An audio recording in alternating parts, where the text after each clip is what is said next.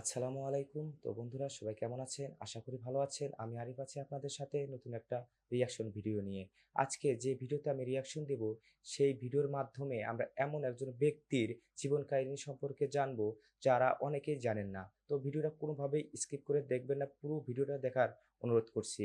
আমাদের বাংলাদেশ দেশের যে সরকার বর্তমান সরকার ডক্টর মোহাম্মদ ইউনূস স্যার তার জীবন কাহিনী নিয়ে আজকের এই ভিডিওটা।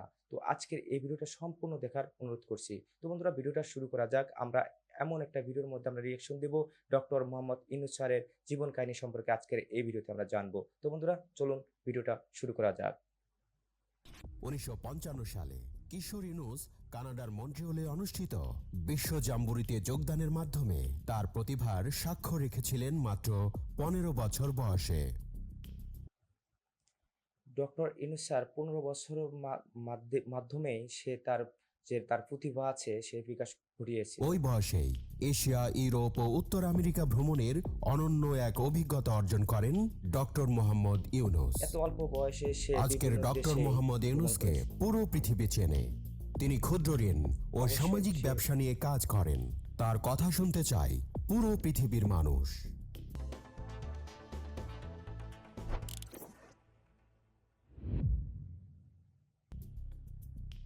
ডক্টর মোহাম্মদ ইউনূস 1940 সালের 28 কে এই ডক্টর মোহাম্মদ ইউনূস? আজকের এই ভিডিওতে যদি আপনারা সম্পূর্ণ দেখেন তাহলেই বুঝতে পারবেন ডক্টর মোহাম্মদ ইউনূসের যে জীবন কাহিনী এবং সে কোথায় কোথায় লেখাপড়া করছে সবকিছুই আমরা এই একটা ভিডিওর মাধ্যমে আমরা দেখতে পাবো। জন চট্টগ্রাম জেলার হাটহাজারী উপজেলার বাথুয়া গ্রামে জন্মগ্রহণ করেন।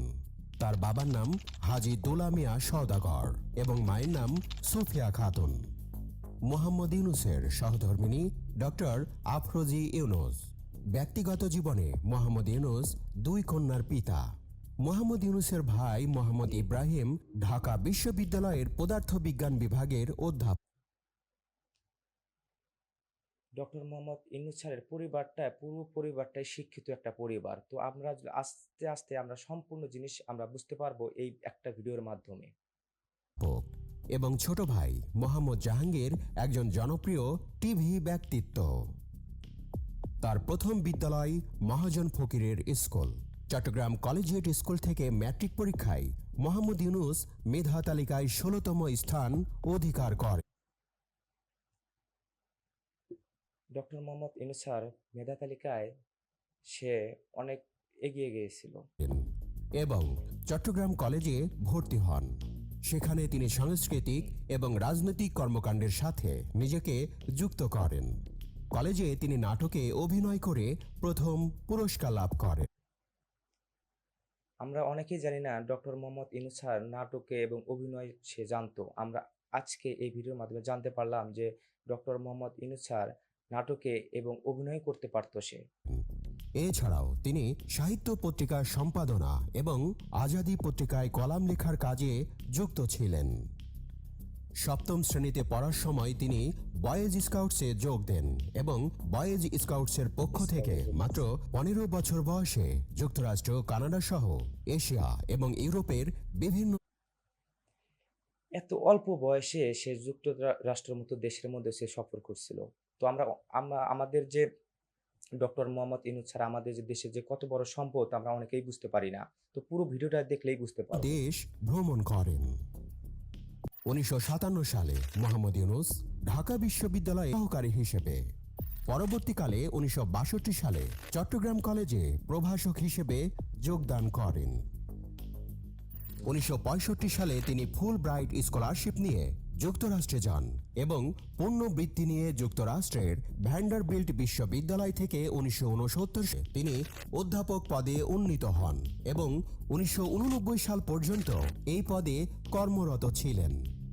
1974 সালে মোহাম্মদ ইউনূস তেভাগা খামার প্রতিষ্ঠা করেন, যা সরকার প্যাকেজ প্রোগ্রামের আওতায় অধিগ্রহণ করেন। ডক্টর মোহাম্মদ ইউনূস স্যার গরিব দুঃখীদের নিয়ে অনেক চিন্তা ভাবনা করত। কিভাবে একজন গরিব মানুষকে উন্নয়নের দিকে নিয়ে যাওয়া যায় এবং অল্প কিছু টাকার বিনিময়ে কিভাবে স্বল্প পুঁজিতে মূলধন দিয়ে কিভাবে ব্যবসা প্রতিষ্ঠা করা যায় সে নিয়ে অনেক চিন্তা ভাবনা করতো doctor Mohammad Yunus sir. Doctor Yunus পৃথিবীর বিভিন্ন দেশের বিভিন্ন বিশ্ববিদ্যালয় থেকে 48টি সম্মানসূচক ডক্টরেট ডিগ্রি অর্জন করেছেন। শান্তিতে নোবেলজয়ী গ্রামীণ ব্যাংকের প্রতিষ্ঠাতা ডক্টর মোহাম্মদ ইউনূস যুক্তরাষ্ট্রের সর্বোচ্চ বেসামরিক শান্তিতে নোবেল সম্মাননা কংগ্রেশনাল গোল্ড মেডেল গ্রহণ করেছেন, যিনি এই পদক পাওয়া প্রথম বাংলাদেশি ও এই যে দেখেন, এখানে বারাক ওবামা তাকে এক সম্মান দিছে, যে কারণে পৃথিবীর এমন কোনো দেশ নাই যে তাকে সম্মান করে না। প্রত্যেকটা দেশে ডক্টর মোহাম্মদ ইউনূস স্যার সম্মান পেয়ে থাকেন। মুসলিম। বিশ্বের সর্বোচ্চ সম্পদশালী 2 শতাধিক ব্যক্তির সম্মেলনে নোবেলজয়ী প্রফেসর ডক্টর মোহাম্মদ ইউনূসকে আজীবন সম্মাননা পুরস্কারে ভূষিত করা হয়েছে। 2013 সালের 5ই মে বুধবার জাতিসংঘ ভবনে এই সম্মাননা জানানো হয়। একজন সামাজিক উদ্যোক্তা হিসেবে ইউনূসকে এই আজীবন সম্মাননা পুরস্কার প্রদান করা হয়। ডক্টর মোহাম্মদ ইউনূস আজীবন সম্মাননা প্রদান তাকে করা হয়। প্রতিষ্ঠিত গ্রামীণ ব্যাংক নিয়ে গবেষণা হয়েছে পৃথিবীর যে কোনো প্রচলিত ব্যাংকের চেয়ে বেশি। গ্রামীণ ব্যাংক লাগিয়ে স্বাবলম্বী করা। ডক্টর মোহাম্মদ ইউনূস গ্রামীণ ব্যাংকটাই ছিল যে গরিব দুঃখীকে কিভাবে স্বাবলম্বী করা যায় এবং গরিব থেকে কিভাবে তাকে আয়ের পথে আনা যায়, গ্রামীণ ব্যাংকের এটাই মূল নীতি ছিল। চট্টগ্রাম বিশ্ববিদ্যালয়ে অধ্যাপনাকালীন কষ্ট লাঘবের তীব্র আকাঙ্ক্ষা তাকে সাধারণ মানুষের কাছে টেনে আনে। নিজের পকেট থেকে ঋণ প্রদানের মাধ্যমে শুরু করা ছোট উদ্যোগী আজকের নোবেল বিজয়ী গ্রামীণ ব্যাংক। 1976 নিজের পকেট থেকেই স্বল্প কিছু পুঁজি দিয়ে মানুষকে সাহায্য করার মাধ্যমে আজকে এই গ্রামীণ ব্যাংক। সালে প্রতিষ্ঠিত হয়েছিল গ্রামীণ ব্যাংক। 1983 সালে এটি একটি বৈধ এবং স্বতন্ত্র ব্যাংক হিসেবে যাত্রা শুরু করে। গরিবের অর্থনৈতিক উন্নয়নে গ্রামীণ ব্যাংকের শুধুমাত্র গ্রামীণ ব্যাংকের মাধ্যমে অনেক ক্ষুদ্র ঋণ নিয়ে অনেকেই স্বাবলম্বী হয়ে গেছে। এটা আমাদের এলাকায় হোক, বাংলাদেশে প্রত্যেকটা অঞ্চলেই শুধুমাত্র গ্রামীণ ব্যাংকের মাধ্যমে অনেক মহিলা হোক, অনেক পরিবারই স্বাবলম্বী হয়ে গেছে শুধুমাত্র এই গ্রামীণ ব্যাংকের মাধ্যমে। সাফল্য উন্নত বিশ্ব, এমনকি যুক্তরাষ্ট্র সহ অন্যান্য শিল্পোন্নত দেশসমূহকে গ্রামীণের এই মডেল ব্যবহার করতে চালাচ্ছে। 16টি দেশে সরাসরি গ্রামীণ ব্যাংকের কর্মকর্তারা প্রকল্প বাস্তবায়নে সফলতার স্বাক্ষর রেখে 16টি চলেছেন। দেশে 2006 সালে নোবেল শান্তি পুরস্কার পাওয়ার পর ডক্টর মোহাম্মদ ইউনূসের দায়িত্ব ও কর্মপরিধি বেড়ে যায় বহু। 2006 সালে ডক্টর মোহাম্মদ ইউনূস স্যার শান্তিতে নোবেল পুরস্কার পেয়েছে। সেটা বাংলাদেশের জন্য একজন সৌভাগ্য। গুণ সমস্যা সমাধানের জন্য একে একে প্রতিষ্ঠা করেন বহু সামাজিক ব্যবসা প্রতিষ্ঠান ও কোম্পানি। যৌথ ব্যবসায় এগিয়ে আসেন ফ্রান্সের ডানন ফোর্স, ভিওলিয়া ওয়াটার, জার্মানির BASF, জাপানের বিখ্যাত ইউনিক্লো সহ সৌদি আরব, আরব আমিরাত, আফ্রিকা, অস্ট্রেলিয়া, ল্যাটিন আমেরিকা সহ পৃথিবীর বিভিন্ন প্রান্ত থেকে আসে বক্তৃতা প্রদানের আমন্ত্রণ। 1 ঘন্টা বক্তৃতার জন্য প্রস্তাব থাকে বাংলাদেশি টাকায় 1 কোটি বা তার চেয়েও বেশি। 1 কোটি, সামান্য 1 ঘন্টায় সে বক্তব্য দিবে, 1 কোটি টাকা পরিমাণে তাকে সম্মান দিয়ে থাকবে। মাত্র 1 ঘন্টায় সে বক্তব্য দেয়। বিশ্ববাসীর কাছে প্রতিনিয়ত আমন্ত্রণপত্র আসতে থাকে। খুব কমই তিনি আমন্ত্রণপত্র গ্রহণ করতে পারেন, তবে প্রত্যেকটি আমন্ত্রণপত্রের জবাব দেওয়া হয়। বক্তৃতার সম্মানী বিদেশ থেকে ডক্টর মোহাম্মদ ইউনূসের ব্যাংক হিসাবে স্থানান্তরিত হওয়ার পর তিনি সেই অর্থ তার প্রতিষ্ঠিত বিভিন্ন ট্রাস্টে দান করেন। সমগ্র পৃথিবীর নামিদামি বিশ্ববিদ্যালয় থেকে প্রতিনিয়ত আসে আমন্ত্রণপত্র।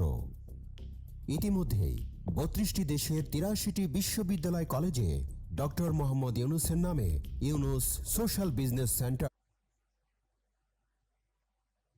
কতগুলা দেশের মধ্যে তার প্রতিষ্ঠিত হয়েছে। সেখানে গবেষণা হচ্ছে ডক্টর মোহাম্মদ ইউনূসের কর্ম ও জীবনাদর্শন নিয়ে। সামাজিক ব্যবসার উপর কোর্স চালু হয়েছে বিভিন্ন শিক্ষা প্রতিষ্ঠানে। ডক্টর মোহাম্মদ ইউনূসের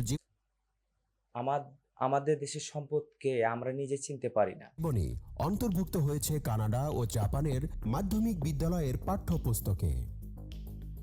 পৃথিবীর মাত্র 7জন ব্যক্তি, তার মধ্যে ডক্টর মোহাম্মদ ইউনূস, যিনি পেয়েছেন নোবেল শান্তি পুরস্কার, প্রেসিডেন্সিয়াল মেডেল অফ ফ্রিডম ও কংগ্রেশনাল গোল্ড মেডেল সহ বহু পুরস্কার। বাংলাদেশকে তিনি এনে দিয়েছেন এসব বিরল সম্মাননা। তো বন্ধুরা, দেখলেন ডক্টর মোহাম্মদ ইউনূস স্যারের জীবন কাহিনী। সে আমাদের জন্য যে কত বড় অমূল্য সম্পদ আমরা অনেকেই বুঝতে পারি না। আমরা হয়তোবা তাকে মানে সম্মান দেই না বা তাকে আমরা বুঝতে পারি না। কিন্তু পৃথিবীর সব দেশই কিন্তু তাকে বুঝতে পারে এবং তাকে অনেক সম্মান করে। একটা কথা বলা আছে যে, দেশের সম্পদ আমরা আমরা অনেকেই চিনতে পারি না। কিন্তু আমাদের এই ডক্টর মোহাম্মদ ইউনূস স্যারের যে সম্পদ, পৃথিবীর সব রাষ্ট্রেই তাকে চিনতে পারছে এবং তাকে সম্মান করে। তো বন্ধুরা, আপনারা আজকে এই ভিডিওর মাধ্যমে দেখলেন যে ডক্টর মোহাম্মদ ইউনূস স্যারের জীবন কাহিনী। তো ভিডিওটা কেমন লাগলো অবশ্যই কমেন্ট বক্সে জানাবেন। আর এরকম নতুন নতুন রিঅ্যাকশন ভিডিও পেতে অবশ্যই চ্যানেলটি সাবস্ক্রাইব করবেন। তো আজকের মতো আমি এখানে বিদায় নিচ্ছি। সবাই ভালো থাকবেন, সুস্থ থাকবেন। আল্লাহ হাফেজ।